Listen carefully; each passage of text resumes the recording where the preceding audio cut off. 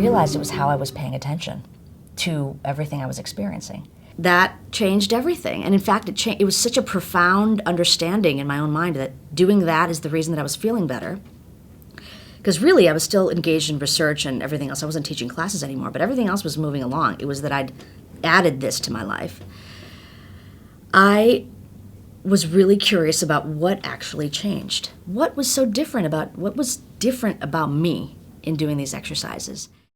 That's a good question, Amishi. What exactly is it with this kind of gentle practice that can make such a difference?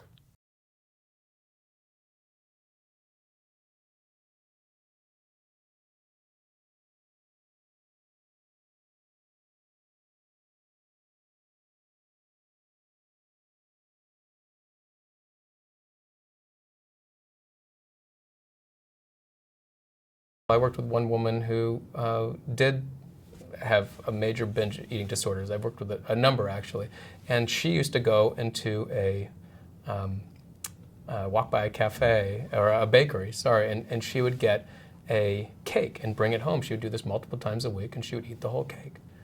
And she did that out of a state of autopilot, out of a state of feeling stress, feeling that anticipation, feeling really uncomfortable, and the cake would solve that for her. This is the same with alcohol, any kind of addictive behavior of any kind. We worked with her on bringing her in front of the bakery and seeing what was it like, what was this feeling that was there that was so intolerable that she had to get away from it. And learning how to wrap that feeling in a sense of and kindness and compassion, and a sense of just being aware and being curious about it and noticing how it comes, it peaks and goes away. We can do the same with any kind of stress and pain that's there in our life. We can relate to everything. There's nothing that we can't feel, hear, hold, that we do have that capacity. And there was one teacher in particular, people had been giving him new concepts of how to behave, trying to change him kind of from the outside with new ideas about what he should be doing. But there was still in him this unmet pain, this inability to be with his own suffering and to work through it in his kind of own aloneness.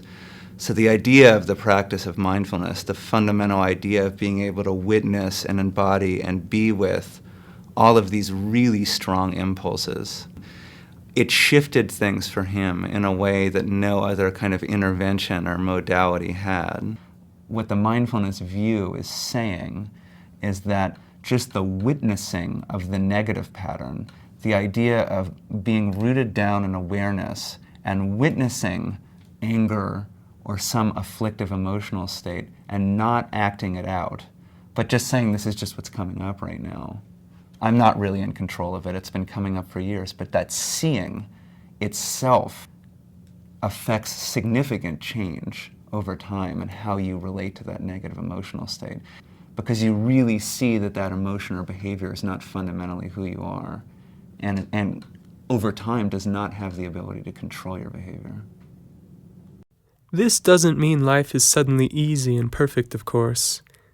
The messiness of life doesn't go away after realizing these things. In fact, we may actually see it even more clearly than before. Every moment for me is mixed with so much. Life is messy. It is messy. It's beautiful and it's messy. At the same time, it's bitter and it's sweet, all mixed in together, right? So instead of us wanting it to be a certain way, can we be with our lives just as they are? Messy. The fact of the matter is, take the healthiest, happiest human being and they're still going to have profound moments of anger, profound moments of jealousy, profound moments of sadness. And I think what makes the truly happy individual different than us is that all the guests are welcomed. So they have this relationship with the flow of emotional energy in the body. They recognize what's coming up, they're mindful of what's coming up, and they're even joyful about the fact that there's emotional activity at all. I know that if I'm going to freak out or or I feel distracted or irritable, impatient, that I have a place to come where I can kind of step back and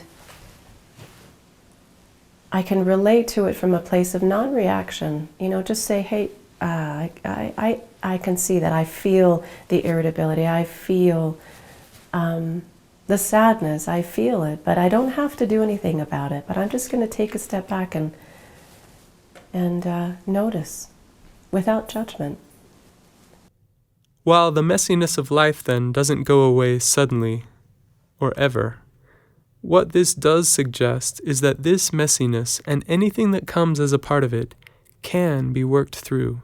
Every day it's like a constant checkpoint, a constant checking in of where, I can feel a surge of anxiety or irritability or whatever it might be. And I feel like, oh, I know what to do. I can back up, I can take a breath, I can view it in a much larger container, and I can relate with it. I'm not going to run from it, suppress it, I'm going to relate with it.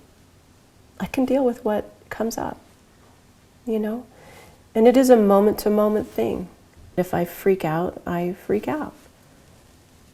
But I know I can start again. And every moment I can start over. Research studies are confirming profound and long-lasting effects from this kind of an approach. There is even some evidence that a mindfulness approach decreases the likelihood of falling back into depression. We've included some of those studies in the resource section at the end. For now, we finish this lesson up by making a connection back to the beginning of the class. Namely, over time, this kind of awareness practice can help shift and change things in the brain. The primary way to change your brain for the better is through mindful attention to various things, because neuroplasticity is intensified for whatever we pay attention to. Right? It's the primary way to suck things into your brain for better or worse, because attention's like a combination spotlight and vacuum cleaner. It illuminates what it rests upon and then sucks it into your brain. With this practice of mindfulness, what I've definitely felt is there's another muscle being formed. A muscle that is realizing, oh, there's the trigger. I've always gone that way, but I'm going to do something a little bit differently. I'm going to take a moment and really, instead of going down this reactive pattern, I'm going to choose a response, something that's a little more skillful and won't get me into the kind of trouble, down the anxious path, down the depressive path. They've shown scientifically that in fact we can forge a new path.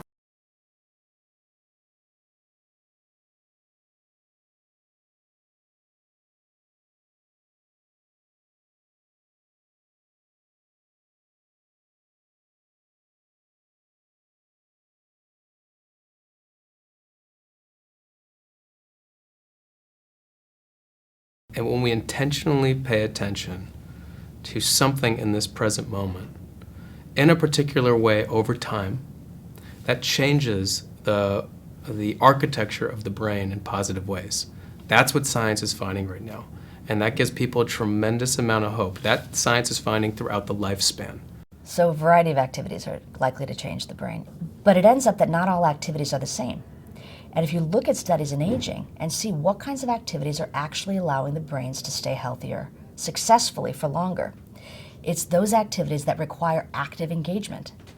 So if you're, for example, learning a new language, but you're just learning about sort of the cultural aspects of what it means to learn a new language, you're not actually learning the new language, right? You're just learning about, for example, what cultures that speak Spanish are like. You're not going to get as much of a benefit in brain changes as you would if you were instead actually practicing it.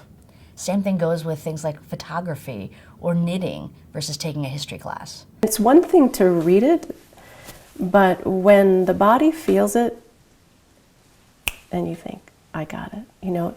Now I'm forging a new path, right? I'm forging a new kind of memory in my body. I did a lot of backcountry, cross-country skiing, and if you have been the one to go out first, it's a little harder, right? It's a little harder to get through the snow, and everyone behind you's got an easier time because it's a well-worn path. I always think about that as an analogy to what goes on in the brain. The well-worn path is the one you can easily get on, and you just, it's well-worn, it's easy to skate right down it. But the new one is harder. And because it's harder, we'll give up. And this is where the effort and the practice, day after day, moment by moment, is really important. Something as simple as paying attention to your breath can lead to a whole cascade of positive things happen in one's life. There you have it. From individual experience to the brain itself, the consequences of learning this other approach to painful emotions and thoughts are real. This is no snake oil. We're talking about something with hard data and good evidence showing it works. In the next class, we'll consider what this approach means for something like thinking itself.